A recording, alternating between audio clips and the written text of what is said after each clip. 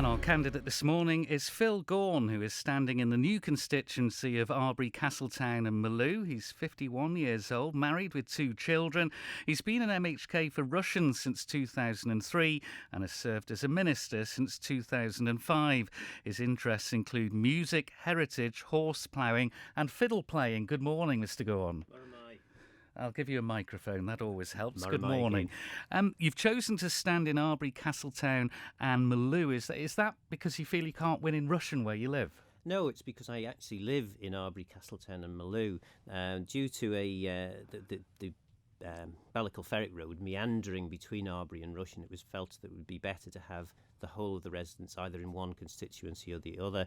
And so actually the Ballicle Ferrick Road is now in the new constituency of Arbory Castletown and Malew, and that's at the top of that road is where I live. So the reason I'm standing is because I believe in standing in the area that I live in. Your manifesto in 2011 included lots of local issues in the Russian area, a longer Alfred Pier, the redevelopment of the Marine Biological Station in Port Erin. None of that's really happened, so do you feel you've concentrated on national issues as opposed to local? Not at all. Actually, you've picked on the two that... actually, in my manifesto, I went through the other day and checked. There were 80 commitments. I've delivered 65 of those commitments. A further 8 are in progress, and there's only 7 that I've not been able to achieve. So I think that's a pretty good record, 92% success rate. Yes, there are 2 issues there that you've mentioned.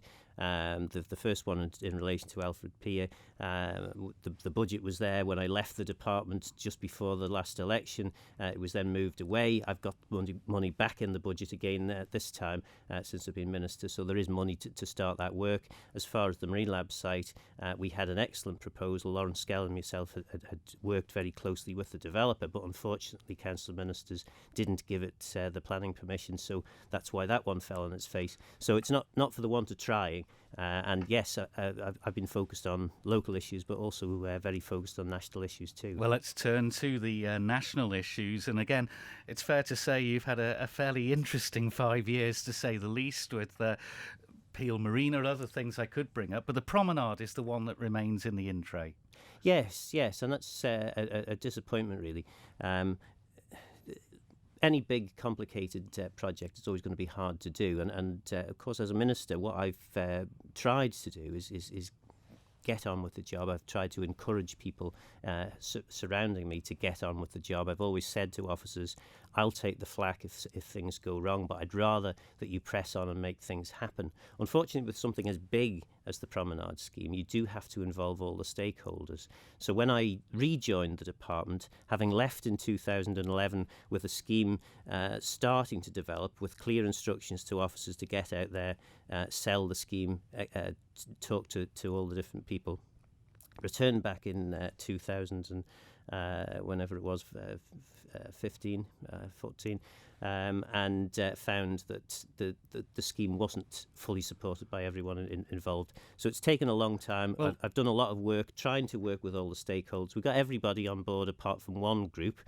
They were a very vociferous group, and eventually they defeated the planning application, despite all the engineers, safety officers we had saying it was a perfectly safe scheme. Would it have been better to have spent the $473,000 that was spent on the slot, just repairing the Promenade, making it better than it is? It's rough, isn't it? It absolutely would not have been. First of all, the slot was needed work that needed to be done, and that was decided on by officers, and I think they did the right thing. The Promenade, though, spending a tiny amount of money on the Promenade, which is effectively what 470,000 would be, wouldn't solve the problems. It would only put those problems off for another few years. It would be a very poor waste of taxpayers' money. Plenty I could go into, but we've only 4 minutes. Interested in being Chief Minister? Not particularly, no. I've seen the incredible amount of pressure involved in that job and the amount of stress for those people who I've worked closely with as Chief Minister. It's an incredibly difficult job. We have a Chief Minister at the moment, and I'm not really interested in taking over at this stage.